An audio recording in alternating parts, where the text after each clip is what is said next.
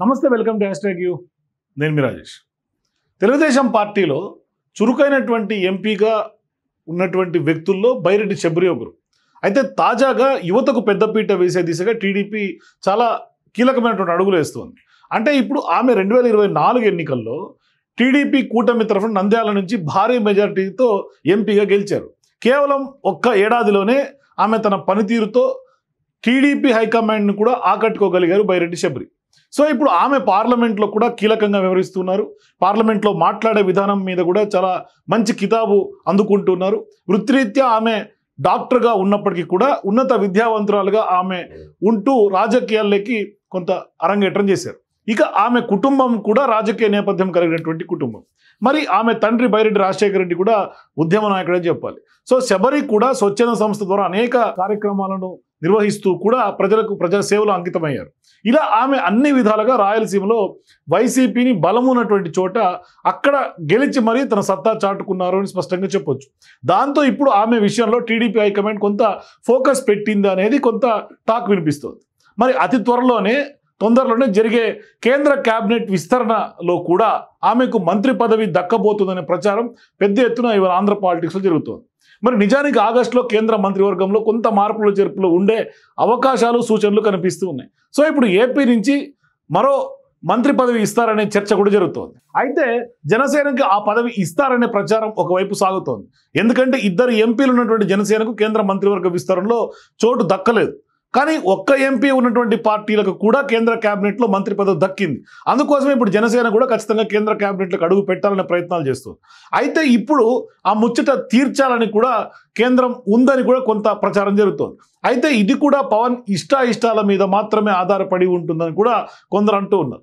ఇక పవన్ చంద్రబాబు ఆలోచించుకొని ఎవరు పేరు చెబితే వారికి మంత్రి పదవి అనేది కూడా మనకు తెలిసిన విషయమే. అయితే ఇప్పుడు నాగబాబుకు రాష్ట్ర మంత్రివర్గంలో చోటు కల్పిస్తామని చంద్రబాబు స్వయంగా చెప్పారని మనం ఈ సందర్భంగా గుర్తు చేసుకోవచ్చు.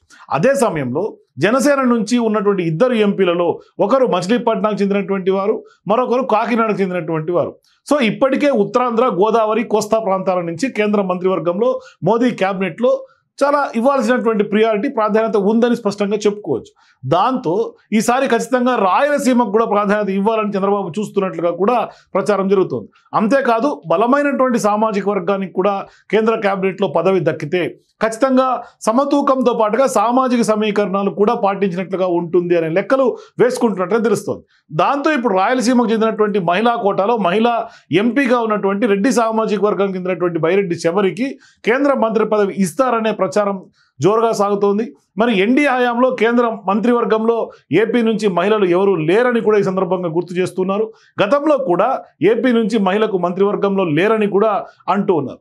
అంటే ఇప్పుడు యూపీఏ హయాంలో దగ్గుపాటి పురంధేశ్వరి, కిల్లి కృపారాణి కీలక మంత్రి పదవులు కూడా నిర్వహించారని కూడా ఈ సందర్భంగా గుర్తు చేస్తున్నారు. మరి ఎన్డీఏ కూడా ఈ లోటును భర్తీ చేసుకోవడంతో పాటుగా రాయలసీమలో కూటమికి సామాజికంగా రాజకీయంగా ఉపయోగపడేలా కూడా బైరెడ్డి శబరికి కేంద్ర కేబినెట్లో చోటు కల్పిస్తారని కూడా అంటూ ఉన్నారు. మరి ఒకవేళ బైరెడ్డి శబరికి కనుక కేంద్ర కేబినెట్లో ఇప్పుడు కనుక ఎంట్రీ ఇస్తే ఖచ్చితంగా కొంత రాయలసీమకు ప్రియారిటీ పెరిగే అవకాశం ఉంటుంది. అక్కడ కూడా కొంత స్థానికంగా ఎన్డీఏ పట్ల కొంత అంటే ఏదైతే వైఎస్ఆర్సీపీ కంచుకోట లేకుంటే వైఎస్ఆర్సీపీ అడ్డా అని రాయలసీమ ఒకప్పుడు చెప్తుండేవాళ్ళు. కానీ ఇప్పుడు 11 సీట్లకే పరిమితమైనటువంటి జగన్మోహన్ రెడ్డి చూసిన తర్వాత ఖచ్చితంగా పెద్దగా వైసీపీ అక్కడ హవా తగ్గినటువంటి పరిస్థితి.